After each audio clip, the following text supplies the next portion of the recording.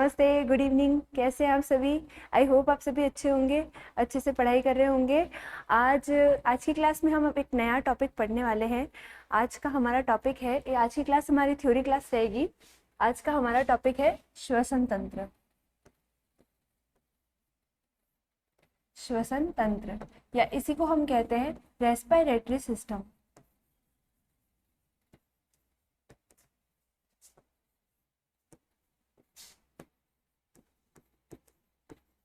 श्वसन तंत्र या रेस्पिरेटरी सिस्टम हमारा क्या होगा, हमारा आज का टॉपिक होगा। अब सबसे पहले हमारे दिमाग में क्वेश्चन आता है कि मैम श्वसन तंत्र के बारे में जब बात कर रहे हैं तो श्वसन क्या होता है, रेस्पिरेशन क्या होता है, व्हाट इज रेस्पिरेशन। जब हम श्वसन की बात करते हैं तो देखिए, आप सभी को पता है कि हम क्या करते हैं, हम खाना खाते हैं। खाना खाने किसके लिए खाना खाते हैं? ताकि हमारे बॉडी को क्या मिले, ऊर्जा मिल सके, हमें कोई भी काम करने में क्या हो, आसानी हो। जितनी हमारी बॉडी में एनर्जी होगी हम उतना ही क्या कर पाएंगे, काम कर पाएंगे। तो ये एनर्जी क्या होगी, ये एनर्जी कहाँ से मिलेगी हमारी बॉडी को? ये एनर्जी मिलेगी जो भी फूड हमने खाया है ये उससे मिलेगी। तो उस फूड को एनर्जी में कन्वर्ट करने की जो प्रोसेस होती है ना, वो कौन होती है, श्वसन होती है। यानी कि कौन होती है, रेस्पिरेशन।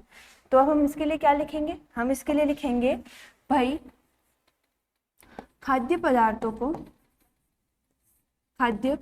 से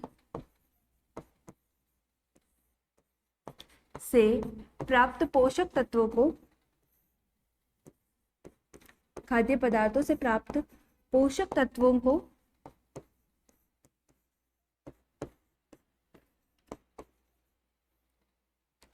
तोड़कर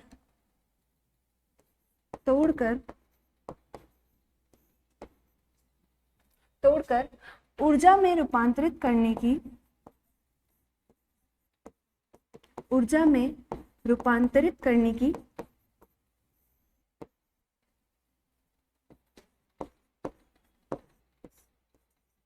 प्रक्रिया को क्या कहते हैं हम, प्रक्रिया को क्या कहते हैं, प्रक्रिया को श्वसन कहते हैं।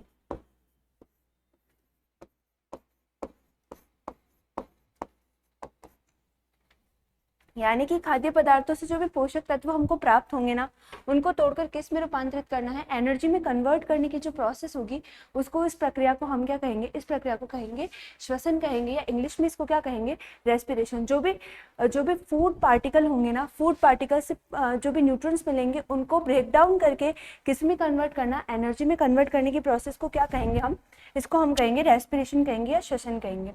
आपको पता है हमारी बॉडी में ऊर्जा किस फॉर्म में प्राप्त होती है? जब भी खाद्य पदार्थों या पोषक तत्वों को जो है तोड़ा जाता है, जब इनका ब्रेकडाउन किया जाता है, जब इनका ऑक्सीकरण किया जाता है, ब्रेकडाउन का तोड़ने का मतलब क्या होता है, ऑक्सीकरण। पोषक तत्वों के ऑक्सीकरण से जो ऊर्जा प्राप्त होती है ना, ऑक्सीकरण का मतलब ऑक्सीजन की उपस्थिति में इनको तोड़ना। देखिए, तोड़ने के क्या होते हैं, किसी भी बड़े पोषक तत्व को तोड़ने के, जटिल अणुओं को तोड़ने के क्या होते हैं, दो टाइप के प्रोसेस होते हैं। पहला कौन, डाइजेशन या पाचन। दूसरा कौन, ऑक्सीकरण या ऑक्सीडाइजेशन।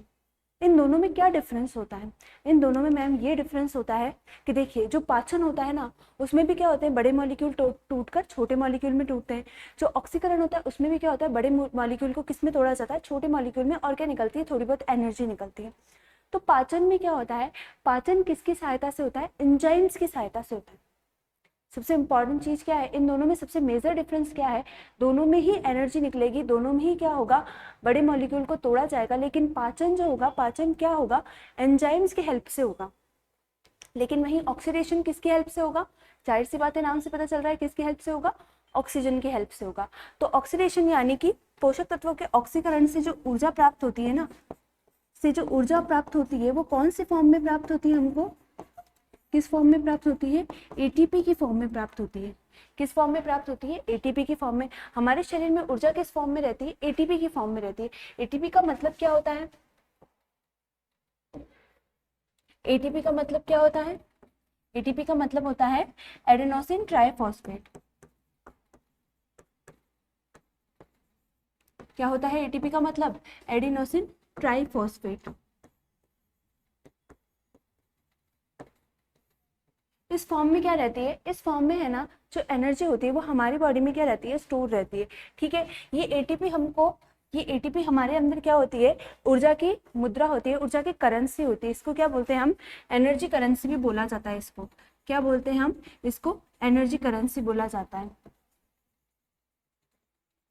ऊर्जा की मुद्रा या ऊर्जा पैकेट भी इसको बोला जाता है। ऊर्जा पैकेट भी क्या होता है, इसी को बोला जाता है।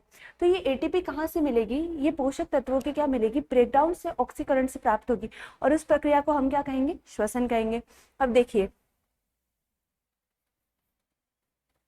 अब आगे चलते हैं। तो श्वसन की प्रक्रिया क्या होती है, जो आपको समझ में आ गई होगी। अब देखिए, श्वसन के लिए जो अंग जरूरी होते हैं ना, जो सारे अंग मिलके काम करते हैं पूरा, उसको क्या बोलते हैं हम, श्वसन तंत्र बोलते हैं। क्या बोलते हैं हम उसको, श्वसन तंत्र बोलते हैं, रेस्पिरेटरी सिस्टम बोलते हैं। तो श्वसन की प्रक्रिया में क्या, श्वसन की प्रक्रिया में भाग लेने वाले, श्वसन की प्रक्रिया में भाग लेने वाले अंगों के समूह को,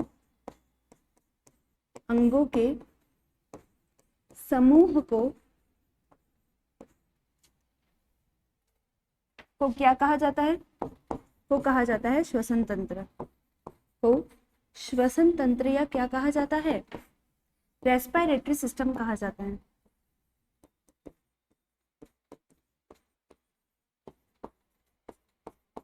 क्या कहा जाता है, रेस्पिरेटरी सिस्टम कहा जाता है।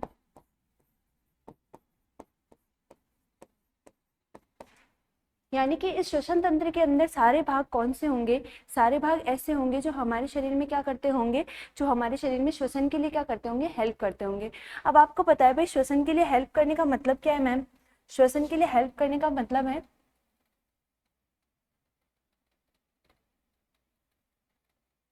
श्वसन के लिए हेल्प करने का मतलब है, देखिए आपको पता है श्वसन कितने तरीके का होता है, श्वसन दो तरीके का होता है, एक होता है बाह्य श्वसन और एक होता है आंतरिक श्वसन।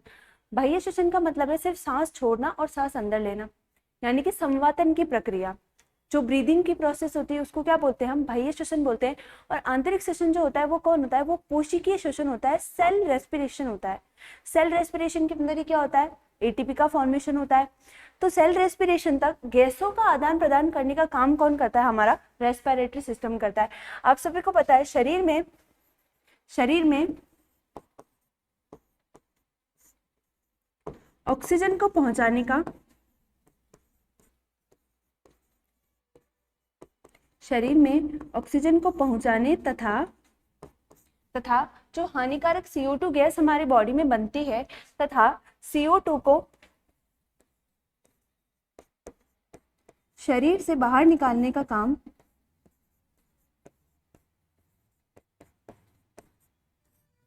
शरीर से बाहर निकालने का काम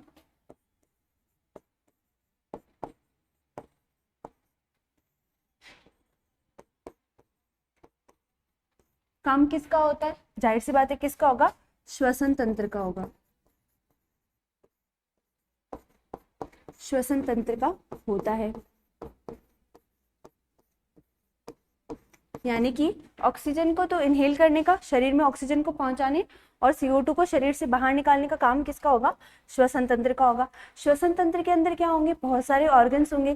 देखिए एक ऑर्गन नहीं होता है, तंत्र का मतलब क्या होता है, तंत्र का मतलब होता है अंगों का समूह, अंगों का जो बहुत सारे अंगों का जब समूह बन जाता है और वो किसी पर्टिकुलर प्रोसेस को कंडक्ट करवाते हैं, पर्टिकुलर किसी कार्य को करने के लिए क्या करते हैं, एक दूसरे के साथ जुड़े हुए रहते हैं। तो ऐसे सिस्टम को, ऐसी व्यवस्था को हम क्या कहते हैं, इसको बोलते हैं हम तंत्र, इसको बोलते हैं हम सिस्टम।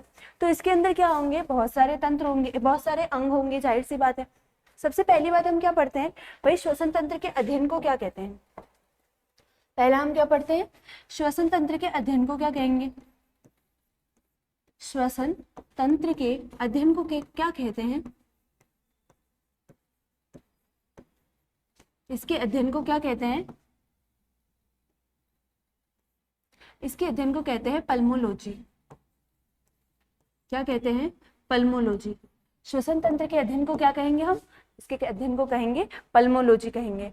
ठीक है, तो देखिए अब आगे चलते हैं, श्वसन तंत्र के अंदर क्या क्या कौन कौन से अंग होंगे, उनका क्या क्या काम होगा, इसके बारे में जरा थोड़ी सी हम क्या कर लेते हैं, थोड़ी सी बात कर लेते हैं। भाई श्वसन तंत्र ब्रीफ में पहले हम एक बार श्वसन तंत्र के बारे में थोड़ा सा देख लेते हैं।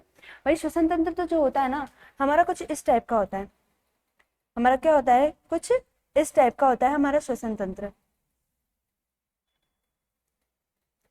देखिए आप सभी को दिख रहा होगा, देखिए ध्यान से, इसके अंदर कौन कौन से ऑर्गन होते हैं जल्दी से देखिए। श्वसन तंत्र जो होता है ना हमारा, ये इस तरीके का होता है। सबसे पहले इसमें क्या होती है, नेजल कैविटी। नेजल कैविटी का मतलब क्या होगा, नेजल कैविटी का मतलब होता है यहाँ पर नासिका। नेजल कैविटी का मतलब क्या होता है, नासिका। ओरल कैविटी, ओरल कैविटी का मतलब होगा हमारे यहाँ पर, ओरल कैविटी का मतलब होगा मुख, मुख। टंग मतलब जीभ। इधर है लैरिंग्स। लैरिंग्स क्या होता है हमारा, स्वर यंत्र होता है। स्वर यंत्र को ही क्या कहते हैं, लैरिंग्स कहते हैं। ट्रैकिया का मतलब क्या होगी, ट्रैकिया का मतलब होगी श्वास नली। ट्रैकिया का मतलब कौन होगा, श्वास नली। ब्रोंकियस का मतलब क्या होगा, ब्रोंकियस का मतलब होगा श्वसनी। क्या होगा, श्वसनी। और ये होगा हमारा राइट लंग, यानी कि कौन, दाया फेफड़ा, दाया फेफड़ा या दाया फुफ्फुस। और ये होगा हमारा लेफ्ट लंग, यानी कि बाया फेफड़ा।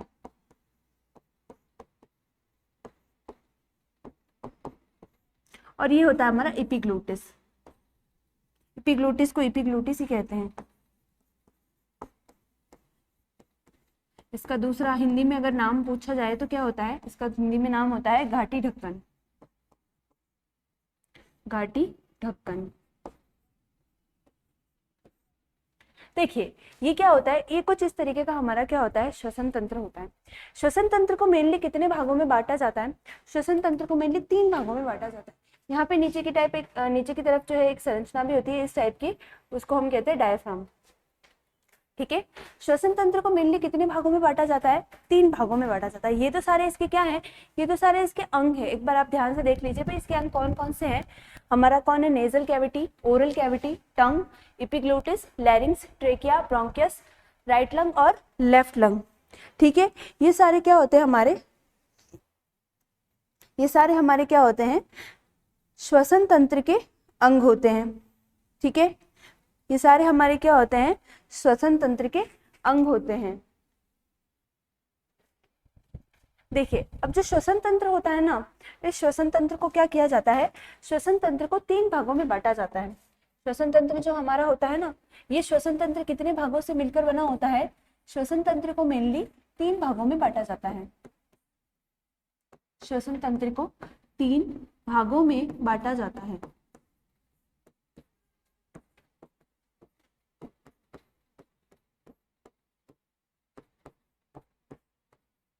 श्वसन तंत्र को कितने भागों में बांटा जाता है, 3 भागों में। मैडम 3 भाग कौन कौन से होंगे, तो देखिए 3 भाग कौन कौन से होंगे।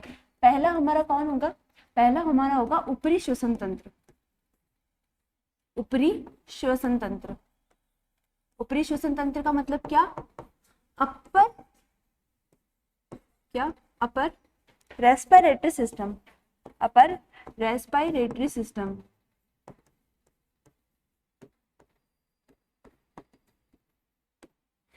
सेकंड कौन सा होगा, सेकंड हमारा होगा, इसके अंदर कौन कौन आएगा, पहले तो देख लिए, पहले दूसरा नाम देख लेते हैं हमारा।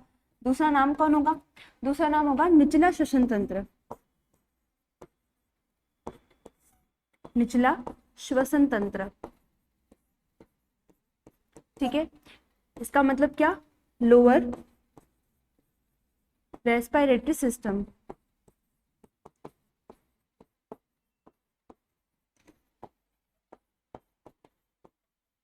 और तीसरा भाग हमारे श्वसन तंत्र का क्या होगा, तीसरा भाग हमारे श्वसन तंत्र का होगा श्वसन पेशियां, श्वसन मांसपेशियां, यानी कि कौन, रेस्पिरेटरी मसल्स।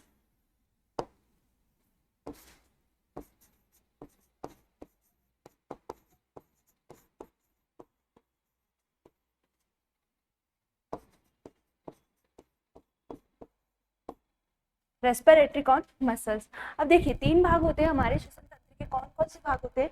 ऊपरी श्वसन तंत्र, निचला श्वसन तंत्र, और कौन, और होती है हमारी श्वसन मांसपेशियां, या इसी को हम क्या कहते हैं, श्वसन मांसपेशियों को ही क्या कहते हैं हम, रेस्पिरेटरी मसल्स कहते हैं। ठीक है, तो इसके अंदर कौन कौन आएगा, इसके अंदर कौन कौन आएगा? देखिए ऊपरी श्वसन तंत्र जो होता है, इस ऊपरी श्वसन तंत्र के अंदर कौन आएगा? इस ऊपरी श्वसन तंत्र के अंदर आएगा हमारा कौन, नासिका सबसे पहले, जहां से क्या होता है हमारा श्वसन तंत्र शुरू होता है। इसके बाद कौन आएगा? मुख आएगा। इसके बाद कौन आएगी? ग्रसनी आएगी। ग्रसनी का मतलब कौन? फेरिंग्स। और बाद में कौन आएगी? हमारी लैरिंग्स आएगी, यानी कि स्वर यंत्र। लैरिंग्स भी जो होगा ना, लैरिंग्स भी कहाँ पे आएगा? ये हमारे किस में आएगा? ऊपरी श्वसन तंत्र में आएगा। तो देखिए ऊपरी श्वसन तंत्र में कौन कौन आएगा? ऊपरी श्वसन तंत्र में हमारे आएगा नासिका आएगी, मुख आएगा, ग्रसनी आएगी और लैरिंग्स आएगा। 4 ऑर्गन जो होंगे वो हमारे किस में आएंगे? 4 ऑर्गन हमारे किस में आएंगे? इसके अंदर आएंगे हमारे लैरिंग्स, चारों किस में आएंगे? ऊपरी श्वसन तंत्र। अब निचला श्वसन तंत्र में कौन कौन आएगा? निचले श्वसन तंत्र की बात करेंगे तो इसके अंदर कौन कौन आएगा? इसके अंदर आएगा सबसे पहले तो श्वास नली। श्वास नली का मतलब कौन? ट्रैकिया। ट्रैकिया, ठीक है। बाकी कौन आएगा? श्वसनिका। श्वसनी आएगी। श्वसनी का मतलब कौन? ब्रोंकी। ब्रोंकाई आएगी। और कौन आएगी? श्वसनिका आएगी। श्वसनिका का मतलब ब्रोंकियोल।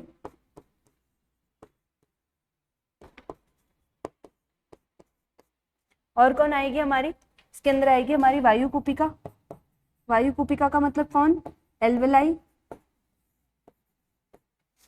वायु कुपिका का मतलब कौन? एल्वेलाई। और कौन आएगा हमारा? फेफड़े आएंगे, या हमारे कौन आएंगे? लंग्स आएंगे।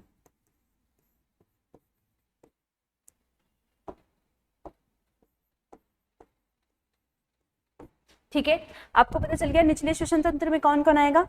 अब आखिरी लास्ट कौन हमारी श्वसन में मांसपेशियां, इसके अंदर कौन आएगा? इसके अंदर आपको पता है कौन आएगा? हमारा डायफ्राम आएगा। कौन आएगा हमारा? डायफ्राम आएगा। ठीक है, एक बार वापस देख लीजिए भाई, श्वसन तंत्र को कितने भागों में बांटा जाता है? श्वसन तंत्र को मेनली 3 भागों में बांटा जाता है। कौन कौन सा? ऊपरी श्वसन तंत्र, निचला श्वसन तंत्र, और बाद में कौन होगा हमारा? बाद में होगा हमारी श्वसन मांसपेशियां। ठीक है, ऊपरी श्वसन तंत्र में कौन कौन आएगा? नासिका, मुख, ग्रसनी और लैरिंग्स। 4 चीजें जो होगी हमारी कहाँ पे आएगी? ऊपरी श्वसन तंत्र के अंदर आएगी। ठीक है, निचले श्वसन तंत्र में कौन आएगी? हमारी श्वास नली आएगी, ट्रैकिया आएगी, श्वसनी आएगी, ब्रोंकी आएगी, श्वसनिका यानी ब्रोंकियोल आएगी, वायु कुपिका आएगी, एल्वेलाई, और फेफड़े आएंगे लंग्स। और श्वसन मांसपेशियों के अंदर कौन आएगा? डायफ्राम हमारा आएगा। ठीक है, उम्मीद करती हूँ यहाँ तक आपको समझ में आ गया होगा। तो चलिए बात करते हैं आगे। आगे हम क्या बात करते हैं? आगे हम बात करते हैं ऊपरी श्वसन तंत्र की बात करते हैं। हमारा फर्स्ट टॉपिक क्या होगा? हमारा क्या होगा? ऊपरी श्वसन तंत्र। ऊपरी श्वसन तंत्र। ऊपरी श्वसन तंत्र का मतलब कौन? ऊपरी श्वसन तंत्र का मतलब upper respiratory system. Upper respiratory system. ठीक है, ऊपरी श्वसन तंत्र हमारा क्या होगा? फर्स्ट टॉपिक होगा।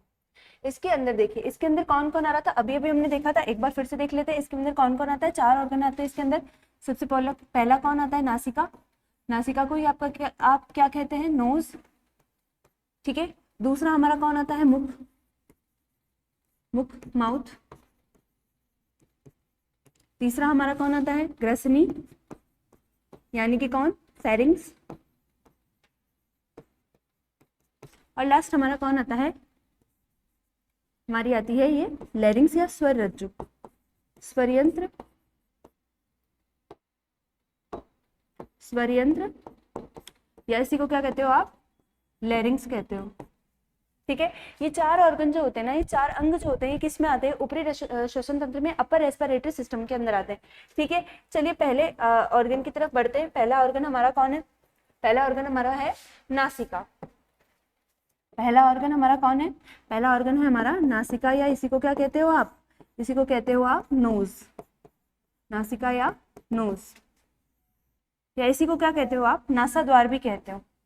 ठीक है, देखिए नासिका के अंदर क्या होगा, नासिका के बारे में आप अच्छी तरीके से जानते हैं। नासिका जो होती है ना, नासिका हमारे जो है शरीर में सबसे पहला पार्ट होती है। ठीक है, नासिका जो होगी हमारे शरीर का सबसे फर्स्ट पार्ट होगी। श्वसन तंत्र का भी क्या होगी? सबसे प्राइमरी पार्ट होगी। ठीक है, नासिका में क्या होता है? सबसे पहले दो नासा छिद्र होते हैं, दो नासा छिद्र पाए जाते हैं। क्या होता है? दो नासा छिद्र पाए जाते हैं, नेजल चैम्बर पाए जाते हैं, दो नासा छिद्र पाए जाते हैं। ठीक है, इनके बीच में क्या रहता है? देखिए कुछ इस तरीके की क्या होगी इसकी थोड़ी सी संरचना। चलिए हम थोड़ा सा ऐसे देख लेते हैं इसके बारे में। दो नासा छिद्र पाए जाते हैं, नासा छिद्रों के बीच में, नासा छिद्रों के बीच में क्या रहेगा? नासा छिद्रों के मध्य में पतली झिल्ली नुमा संरचना पाई जाती है, मेम्ब्रेन लाइक स्ट्रक्चर पाई जाती है, झिल्ली नुमा संरचना पाई जाती है, झिल्ली नुमा जो है संरचना पाई जाती है, झिल्ली नुमा संरचना जो है ये पाई जाती है। ठीक है, ये तो हो गया इसके संरचना के बारे में। आपको बताया भाई जो हमारे रेस्पिरेटरी सिस्टम का जो प्राइमरी रेस्पिरेशन ऑर्गन होता है, जो प्राथमिक श्वसन अंग होता है, वो कौन होता है? वो हमारी नासिका होती है। आपको पता है भाई जो प्राइमरी श्वसन अंग है वो कौन होगा? वो हमारी नासिका होगी। ठीक है, ये हमारा कौन होगा? ये हमारा कौन होगा? प्राथमिक श्वसन अंग होगा। चलिए इसको लिख देते हैं, काम की चीजें हमारे लिए। ये हमारा क्या होगा? प्राथमिक क्या होगा? श्वसन अंग होगा। प्राथमिक हमारे श्वसन तंत्र का सबसे प्राथमिक श्वसन अंग क्या होगा? नासिका होगी या नोज। ठीक है, इसके बाद आपको बता भाई जब नासिका के जो है ये इस टाइप की इसकी संरचना होती है, मैं आपके लिए ड्रॉ कर देती हूँ। इस टाइप की नाक की कुछ संरचना होती है। यहाँ पे क्या होते हैं? यहाँ पे थोड़ा सा क्या होता है? स्पेस होता है। अगर ऐसे देखें तो क्या होता है? ये दो छेदों की तरह क्या होती है? संरचना पाई जाती है। ठीक है, ये दोनों छेद क्या होते हैं? कुछ टाइम बाद में आपस में जाके क्या हो जाते हैं? मिल जाते हैं और इनका आगे का भाग यानी कि लास्ट पोर्शन, इनका पिछला भाग जो होगा वो कहाँ पे खुलता है? वो कहाँ पे खुलता है? वो एक जगह पे खुलता है। कहाँ खुलता है? नासिका का अंतिम भाग, नासिका का अंतिम भाग कहाँ खुलेगा? नासा ग्रसनी में खुलता है। ग्रसनी में खुलता है, लेकिन ग्रसनी के भी कौन से भाग में? नासा ग्रसनी वाले भाग में, नेजोफेरिंग्स वाले भाग में क्या होता है? अंतिम भाग नासा ग्रसनी में खुलता है। ठीक है, और बताइए और इसके बारे में क्या जानते हैं आप? और इसके बारे में एक जानकारी और है कि भाई देखिए जो नासिका होती है ना, आपको पता है नासिका के अंदर क्या होते हैं? छोटे छोटे बारीक बारीक रोम के जैसे क्या पाए जाते हैं? बाल पाए जाते हैं। ये हेयर लाइक स्ट्रक्चर्स, इनको क्या कहते हैं हम? इनको कहते हैं हम सीलिया। ये क्या काम करते हैं? ये बाहरी वायु में, बाहरी वातावरण में जो भी पॉल्यूशन होगा, जो भी धूल मिट्टी के कण होंगे, जो भी अनवांटेड अननेसेसरी चीजें होंगी, जो भी क्या होंगे बैक्टीरिया या ऐसे जर्म्स होंगे, उनको ये क्या करती है? हमारी नाक में प्रवेश करने से क्या करती है? रोकती है। यानी कि फिल्टर करने का काम कौन करती है? ये सीलिया करती है। नासिका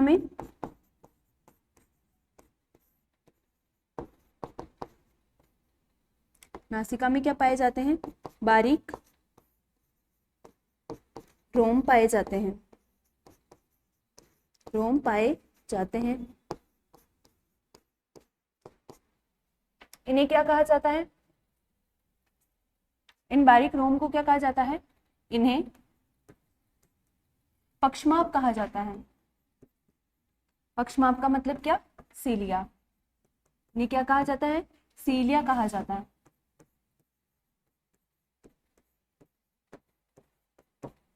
ठीक है, क्या करते हैं ये? बाहरी वातावरण के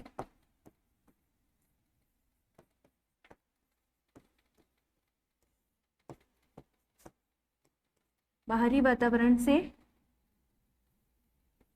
आने वाले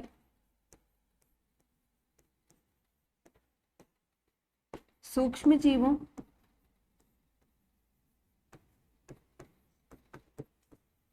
धूल मिट्टी के कणों, धूल मिट्टी के कणों और किसको रोकते हैं?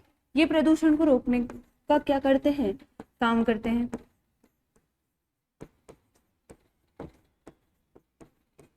वह प्रदूषण को रोकने का क्या करते हैं? काम करते हैं।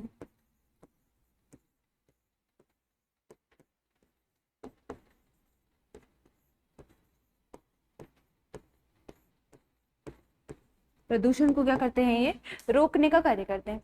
ठीक है, इसके साथ ही नासिका में क्या पाया जाता है? नासिका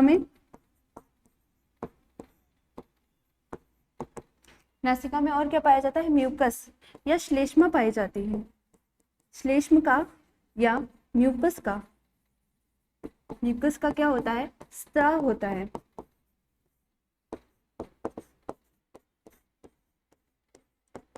किसका? श्लेष्म का या म्यूकस का स्राव होता है। किस वजह से? ये क्या करती है? ये नासापथ या नेजल जो अपना पाथ है ना, नेजल पाथ को क्या करती है? नासापथ को नमी प्रदान करने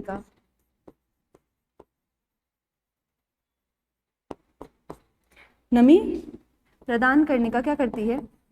काम करती है। नमी प्रदान करने का काम करती है। ठीक है, तो ये बात किसके बारे में हो गई? ये बात हमारी हो गई नासिका के बारे में। नासिका क्या क्या करती है? ये सारे काम किसके होते हैं? नासिका के होते हैं। देखिए आगे चलते हैं। आगे हमारा दूसरा जो ऑर्गन था, दूसरा ऑर्गन कौन था हमारा? दूसरा ऑर्गन था हमारा मुख। दूसरा ऑर्गन हमारा कौन था? दूसरा ऑर्गन था हमारा मुख या फिर कौन? माउथ। दूसरा ऑर्गन कौन था हमारा? मुख या फिर कौन? माउथ। तो जो मुख होता है ना, जो माउथ होता है, ये भी हमारे शरीर में श्वसन तंत्र में क्या करता है? ये भी किसके काम करता है? ये श्वास लेने का काम करता है। श्वास लेने का कार्य करता है। किसी भी परिस्थिति में अगर नासिका से सांस लेने में दिक्कत आ रही है या सांस नहीं ली जा रही है, चोट लग गई है या कोई दिक्कत आ गई है, उस स्थिति में मुख भी क्या करता है? श्वास लेने का काम करता है। लेकिन आपको पता है कि भाई मुख में तो सीलिया नाम की कोई चीज नहीं होती है ना। तो इसका मतलब क्या है? नाक से ली गई सांस तो क्या रहती है? फिल्टर्ड रहती है, छनी हुई रहती है, उसमें अशुद्धियां नहीं रहती है। लेकिन मुख से जो सांस ली जाएगी उसको छानने की कोई भी प्रोसेस हमारी बॉडी में नहीं होती है। सबसे पहले सांस लेने का कार्य करता है। ठीक है, और ये क्या होता है? ये होता है हमारा श्वसन का, ये हमारा होता है श्वसन का द्वितीय अंग होता है। क्या होता है हमारा? श्वसन का द्वितीय अंग होता है। द्वितीय अंग का मतलब क्या? सेकेंडरी ऑर्गन होता है। ये हमारा श्वसन का क्या होता है? द्वितीय अंग होता है। द्वितीय अंग का मतलब क्या? सेकेंडरी ऑर्गन होता है। ठीक है, आगे चले। मुख से ली गई जो सांस होती है ना, मुख से ली गई सांस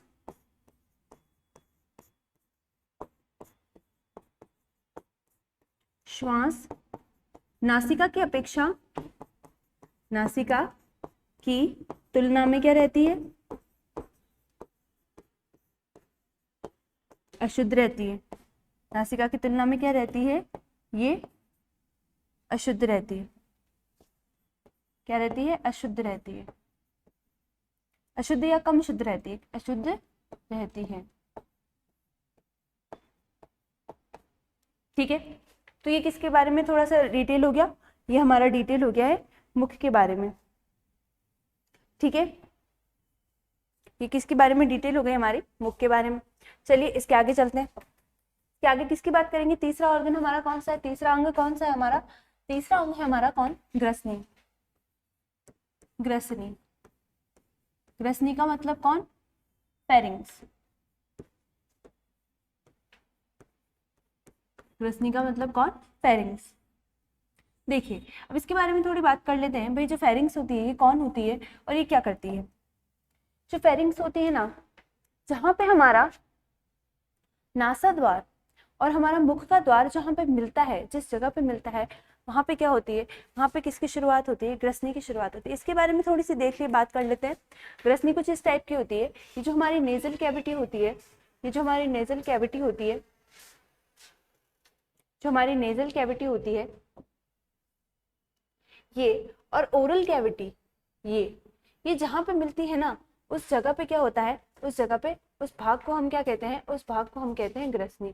इस वाले भाग को, इस भाग को हम क्या कहते हैं, इस भाग को हम कहते हैं ग्रसनी।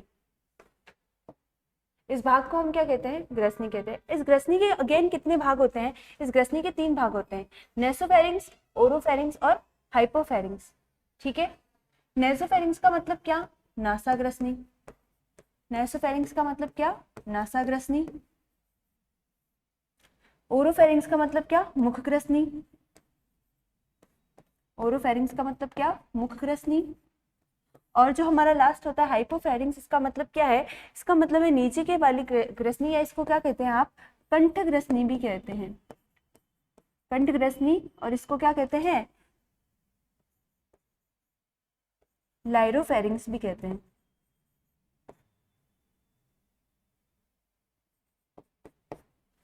लाइरोफेरिंग्स भी कहते हैं। तो ठीक है, देखिए ये वाला भाग जो हो गया ना, ये कौन सा भाग है हमारा, ये ग्रसनी वाला भाग है। ठीक है, ये कौन सा भाग है हमारा, ये ग्रसनी वाला भाग है।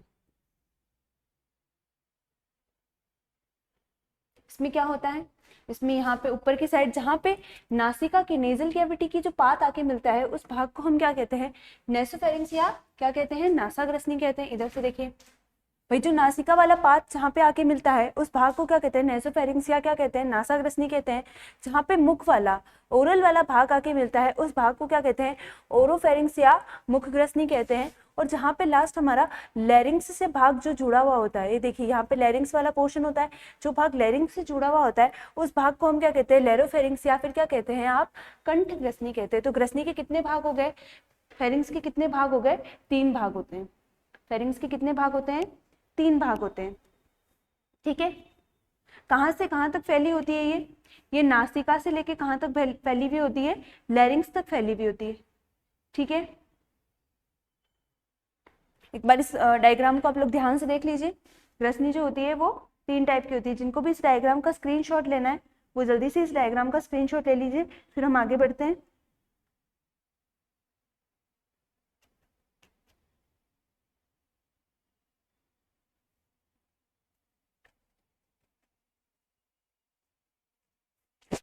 देखिए, तो ग्रसनी की बात करेंगे ना, तो ग्रसनी क्या होती है, ग्रसनी हमारी क्या होती है,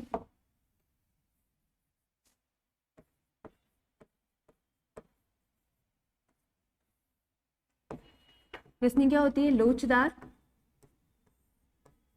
और सॉफ्ट कोमल अंग होती है। लोचदार और क्या होती है, कोमल अंग होता है।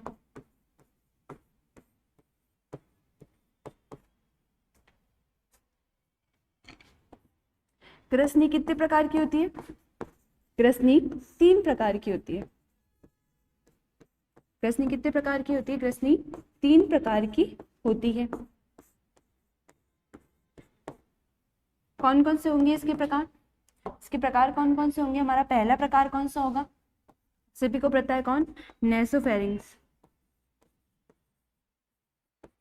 यानी कि कौन, नासाग्रसनी।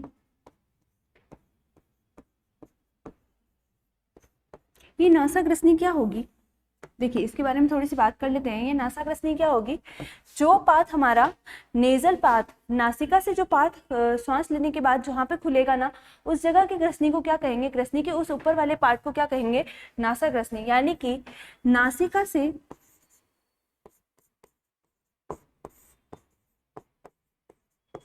नासिका से जुड़े हुए भाग को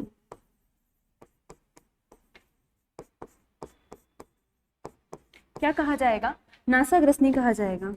नासिका से जुड़े हुए भाग को क्या कहा जाएगा, नासाग्रसनी कहा जाएगा।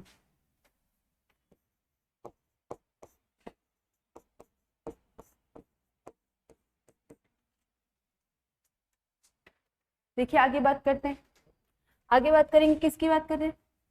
सेकंड हमारे कौन है? सेकंड हमारा है कौन? ओरोफेरिंग्स। कौन? ओरोफेरिंग्स। ओरोफेरिंग्स का मतलब क्या? मुख ग्रसनी। ओरोफेरिंग का मतलब क्या? मुख ग्रसनी। मुख ग्रसनी का मतलब क्या? ग्रसनी का ऐसा भाग जो कहाँ से कनेक्टेड होगा? जाहिर सी बात है, जब हम मुख से सांस लेंगे तो जो ओरल पाथ होगा, ओरल पाथ से जो कनेक्टेड भाग है वो कौन सा होगा हमारा? वो हमारा मुख ग्रसनी का भाग होगा। ठीक है, देखिए इसके बारे में क्या लिखेंगे हम? मुख गुहा से, मुख गुहा से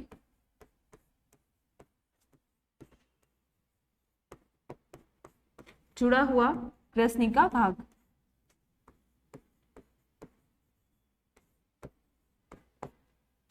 मुख गुहा से जुड़ा हुआ ग्रसनी का भाग होता है। ठीक है, तीसरा हमारा कौन है?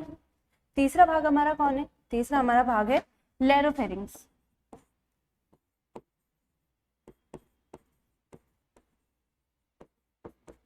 या इसी को क्या कहते हो आप? हाइपोफेरिंग्स।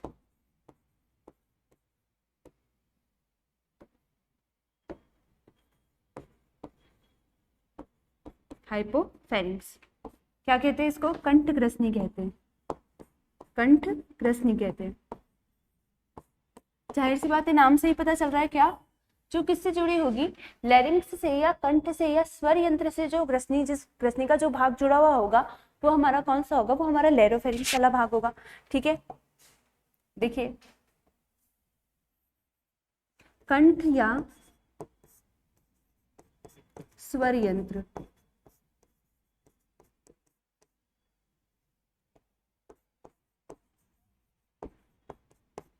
लैरिंक्स से जुड़ा हुआ, जुड़ा हुआ क्या? ग्रसनी का भाग।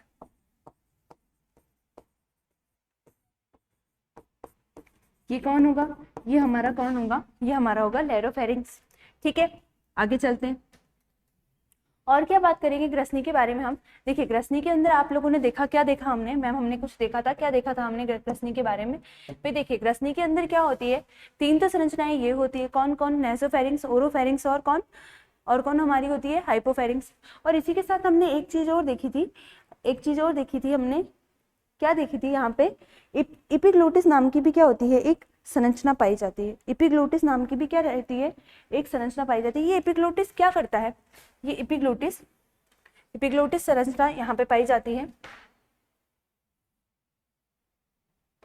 इपिग्लोटिस नाम की संरचना यहाँ पे पाई जाती है। ये ग्रसनी के अंदर ही क्या होती है? पाई जाती है। देखिए सबसे पहले वायु जो होती है ना, सबसे पहले वायु कहाँ प्रवेश करती है? वायु सर्वप्रथम, यानी कि एयर जो होती है, वायु सर्वप्रथम नासाग्रसनी, नासाग्रसनी से होते हुए, सॉरी कहां से होते हुए? सर्वप्रथम कहां से होते हैं? नासिका से होते हुए, नासिका से होते हुए नासाग्रसनी में पहुंचती है।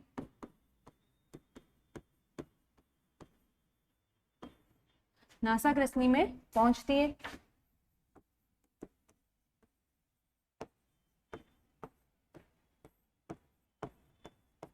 या फिर कहां से? मुख से होती हुई, मुख गुहा से होती हुई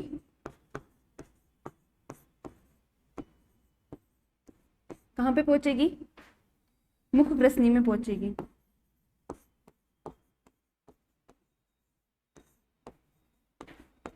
मुख ग्रसनी में पहुंचती है। अब जो मुख ग्रसनी और नासा ग्रसनी होती है ना, इनके कॉम्बिनेशन पे, इनके जब ये कनेक्ट होती है, जब ये कंबाइन होती है, एक दूसरे से मिलती है, यहाँ पे क्या होती है? एक संरचना पाई जाती है। ठीक है, यहाँ पे क्या होती है? एक संरचना पाई जाती है। नासा ग्रसनी व मुख ग्रसनी के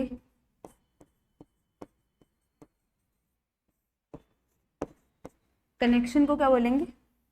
कॉम्बिनेशन। कॉम्बिनेशन की जगह पर, के स्थान पर, कॉम्बिनेशन के स्थान पर, कनेक्शन के स्थान पर क्या होता है? एक संरचना पाई जाती है। स्थान पर एक उपास्थल संरचना पाई जाती है। उपास्थल संरचना पाई जाती है। कौन सी होती है वो? आप सभी अच्छे से जानते हैं। उस उपास्थल संरचना का नाम क्या होता है? उपास्थल संरचना पाई जाती है, इसे क्या कहते हैं? जिसे क्या कहते हैं हम? एपिग्लोटिस कहते हैं। एपिग्लोटिस कहते हैं।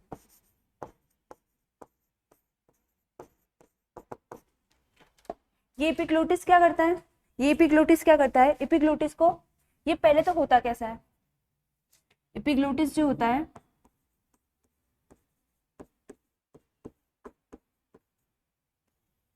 एपिग्लोटिस जो होता है वो लोचदार, लोचदार उपास्थि का बना होता है। लोचदार उपास्थि का मतलब क्या? Elastic, elastic cartilage, elastic cartilage का क्या होता है? बना होता है। लोचदार उपास्थि का ढक्कन रूपी संरचना होती है। ढक्कन रूपी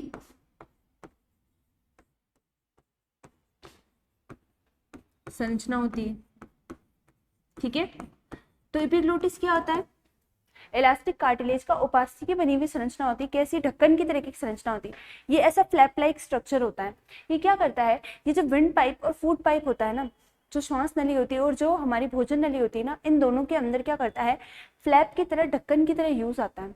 क्या करता है ये भोजन को श्वास नली में जाने से क्या करता है? रोकता है।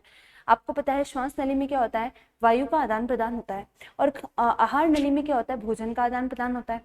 तो गलती से भी खाना जो है वो श्वास नली में ना चला जाए, विंड पाइप में ना चला जाए, इसलिए क्या होता है? उसके ऊपर फ्लैप लाइक स्ट्रक्चर कौन होती है? हमारी एपिग्लोटिस होती है। ये एपिग्लोटिस क्या करता है? जब भी हम खाना खाएंगे और खाने को निगलने वाले होंगे ना, उस स्थिति में ये श्वास नली को क्या कर लेता है? कवर कर लेता है, ताकि खाना जो है वो सारा का सारा हमेशा कहाँ जाए? आहार नाल में जाए। ठीक है, इसका कार्य क्या होता है? इसका कार्य भोजन को श्वास नली में जाने से रोकना होता है।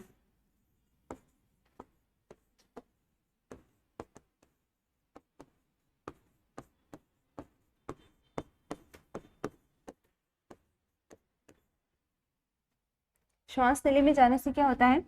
रोकना होता है। ठीक है, भोजन को किस में जाने से रोकना होता है? श्वास नली में जाने से रोकना होता है। ठीक है, भोजन को निगलने के दौरान, भोजन या पानी, कुछ भी, पानी भी हो सकता है, भोजन भी हो सकता है, भोजन या पानी को निगलने के दौरान, जब हम उसको निगलने का स्वॉलो करने का काम करते हैं ना, उस टाइम क्या होता है? ये फ्लैप क्या होता है? ये ढक्कन जो होता है वो बंद हो जाता है। किसके ऊपर? किसको कवर कर लेता है? श्वास नली को कवर कर लेता है। भोजन या पानी को निगलने के दौरान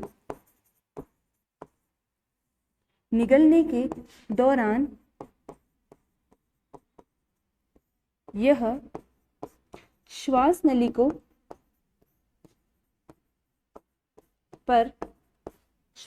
पर ढक्कन की भांति कार्य करता है। ढक्कन की भांति कार्य करता है।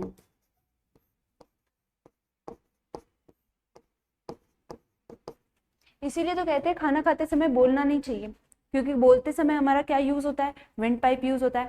खाना खाते समय हमारा कौन यूज होता है? फूड पाइप यूज होता है।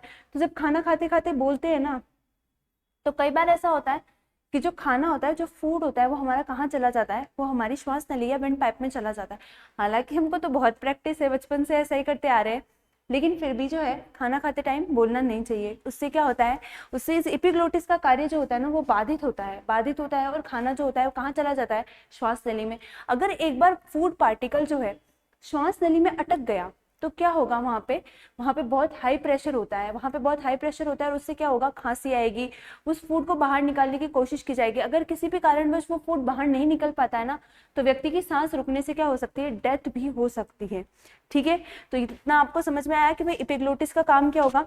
ठीक है, आगे चलते हैं। यहाँ तक आई होप आपको समझ में आया होगा। आगे चलते हैं, आगे हमारा जो अंग होगा वो कौन होगा हमारा, आगे वाले अंग के बारे में हम पढ़ते हैं थोड़ा सा। आगे वाले अंग के बारे में हम पढ़ते हैं, क्या पढ़ते हैं, आगे वाले अंग के बारे में पढ़ते हैं थोड़ा सा, क्या पढ़ते हैं। आगे वाला अंग हमारा कौन होगा, हमारा आगे वाला अंग होगा लैरिंग्स। चौथे अंग की बात करेंगे तो क्या होगा, स्वर यंत्र, या हमारा कौन होगा, लैरिंग्स की बात हो रही है।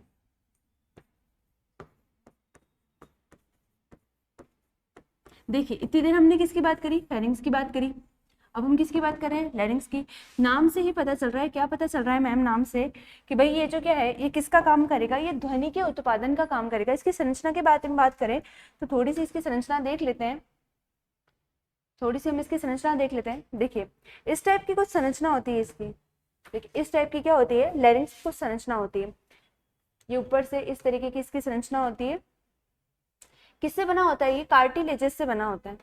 किससे बना होता है, कार्टिलेजेस से बना होता है, यानी कि किससे, उपास्थियों से बना होता है। नीचे की साइड किससे जुड़ा हुआ होगा, ट्रैकिया से जुड़ा रहता है। ट्रैकिया का मतलब श्वास नली। ठीक है, और बाकी इसके अंदर क्या होता है, यहाँ पे क्या होते हैं, यहाँ पे वोकल कॉर्ड्स प्रेजेंट होते हैं। ये जो दिखाई दे रहे हैं ना आपको, ये क्या है, ये वोकल कॉर्ड्स है। इसके अंदर क्या होते हैं, वोकल कॉर्ड्स प्रेजेंट होते हैं। वोकल कॉर्ड्स का मतलब क्या होता है, स्वर यंत्र प्रेजेंट रहते हैं। ये क्या करते हैं, स्वर यंत्र, ये ध्वनि के उत्पादन का क्या करते हैं, काम करते हैं। ठीक है, चलिए देखते हैं। भाई जो लैरिंग्स होता है, ये हमारे शरीर में क्या करता है, ध्वनि उत्पादन का काम करता है। क्या करता है ये ध्वनि उत्पादन का काम करता है। ध्वनि उत्पादन का कार्य करता है। ध्वनि किससे उत्पादित होती है, यहाँ पे वाइब्रेशन से, कंपन से, वायु के कंपन से क्या होती है, कंपन से ध्वनि का उत्पादन होता है।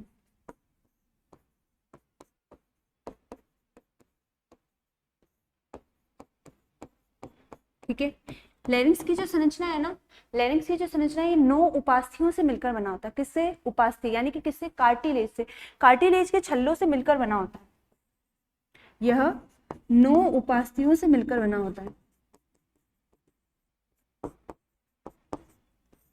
उपास्थियों से मिलकर बना होता है।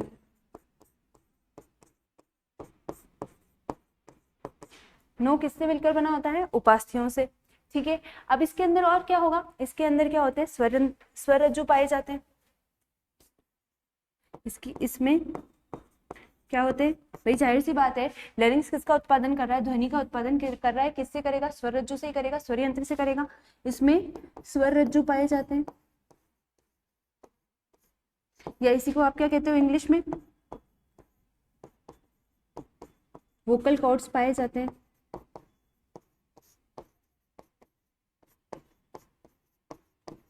क्या पाए जाते हैं, स्वर रज्जु पाए जाते हैं। ठीक है, वोकल कॉर्ड्स पाए जाते हैं इसके अंदर। और क्या होता है लैरिंग्स के अंदर, ठीक है, इसके अंदर क्या होता है, देखिए ध्यान से, स्वर रज्जु पाए जाते हैं और इसके अंदर क्या होता है, स्वर रज्जु के ऊपर, स्वर रज्जु पर, यानी कि वोकल कॉर्ड्स पर क्या होता है, श्लेष्मा की झिल्लियां भी पाई जाती है। श्लेष्मा मतलब म्यूकस, श्लेष्मा की झिल्लियां भी पाई जाती है। श्लेष्मा की क्या पाई जाती है, झिल्लियां पाई जाती है।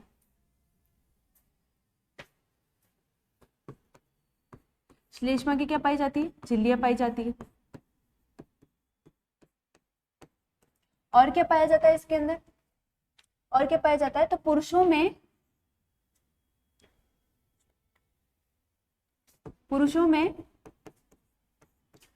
में जो है लैरिंग्स के ऊपर,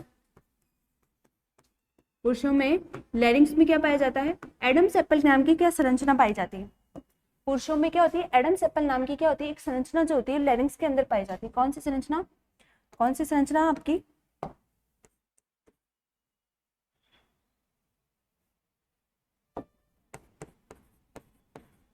एडम्स एप्पल नाम की संरचना पाई जाती है।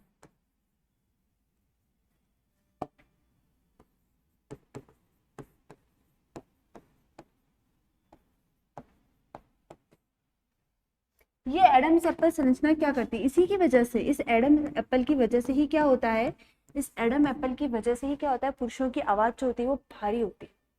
पुरुषों की आवाज भारी होने का कारण क्या है, ये एडम्स एप्पल है। इस एडम्स एप्पल में क्या होता है, इस एडम एप्पल्स की वजह से, एडम्स एप्पल जो होता है ये किसका नियंत्रण करती है, पिच का। पिच का मतलब कौन, पिच का मतलब कौन, तारत्व। तारत्व जो होता है ना, पिच का नियंत्रण करने का क्या करती है, ये काम करती है। पिच का करती है क्या है, नियंत्रण करती है। ठीक है, पिच का नियंत्रण करने का, तारत्व का नियंत्रण करने का काम कौन करती है, ये एडम्स एप्पल करती है।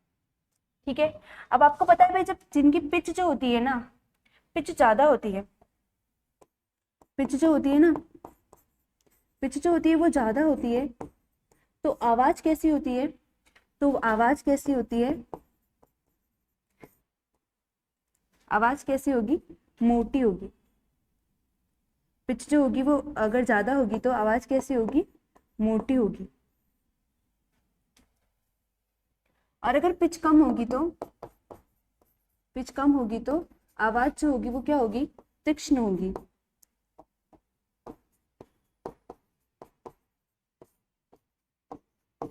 तीक्ष्ण या क्या होगी, तीखी होगी।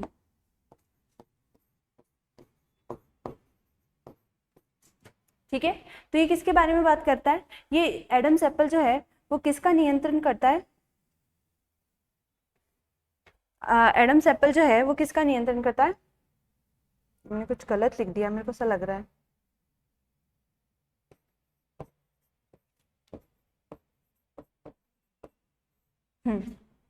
तो पिच, एडम्स एप्पल किसका नियंत्रण करने का काम करता है, तारत्व का नियंत्रण करने का, ये क्या करता है, पिच का नियंत्रण करने का काम कौन करता है, एडम्स एप्पल करता है। देखिए, तो ये बात किसके बारे में थी हमारी, ये बात हमारी लैरिंक्स के बारे में थी। हमने क्या क्या पढ़ा, हमने आज पूरा हमारा क्या पढ़ा है, ऊपरी श्वसन तंत्र पढ़ा है। ठीक है, सबसे पहले हमने किसके बारे में बात की, श्वसन तंत्र यानी रेस्पिरेटरी सिस्टम के बारे में बात की। खाद्य पदार्थों से प्राप्त पोषक तत्वों को जोड़कर, देखिए इसके बारे में थोड़ा सा रिविजन कर लेते हैं।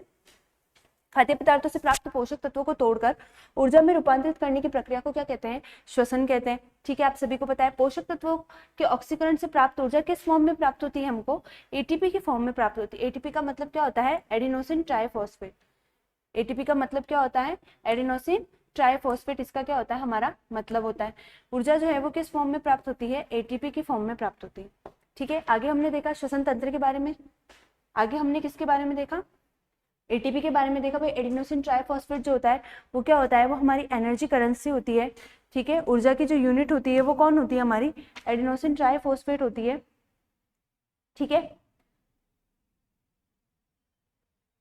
ठीक है, उसके बाद हमने देखा श्वसन की प्रक्रिया में भाग लेने वाले अंगों के समूह को, श्वसन की प्रक्रिया में भाग लेने वाले अंगों के समूह को क्या करते हैं, श्वसन तंत्र कहा जाता है। मिले जुले रूप से शरीर में ऑक्सीजन को और CO2 के परिवहन का काम कौन करता है, CO2 और ऑक्सीजन के परिवहन का काम श्वसन तंत्र करता है। ठीक है, श्वसन तंत्र के अध्ययन को क्या कहते हैं, पल्मोलॉजी कहते हैं। ठीक है, आगे चलते थोड़ा बहुत श्वसन तंत्र के बारे में हमने पढ़ा था। भाई श्वसन तंत्र के अंदर कौन कौन से ऑर्गन्स होते हैं, श्वसन तंत्र को कितने भागों में बांटा जाता है, 3 भागों में। आज हमने किसकी बात किया, आज हमने ऊपरी श्वसन तंत्र के बारे में पूरा अध्ययन कर लिया है। ऊपरी श्वसन तंत्र के अंदर कौन कौन आता है, नासिका, मुख, ग्रसनी और लैरिंक्स। निचले श्वसन तंत्र में कौन आता है, श्वास नली, श्वसनी, श्वसनिका, वायु कुपिका और फेफड़े आते हैं। श्वसन मांसपेशियों में कौन आता है, डायफ्राम आता है।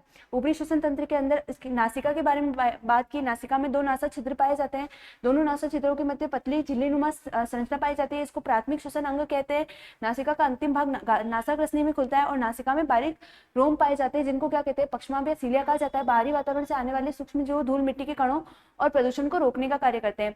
नासिका में श्लेष्म या म्यूकस का भी स्राव होता है। नासापथ को क्या करती है, मॉइस्चर प्रदान करने का काम करती है। आगे हमने बात की मुख की, मुख श्वास लेने का कार्य करता है, श्वसन का द्वितीय अंग है। मुख से ली गई श्वास नासिका की तुलना में अशुद्ध रहती है।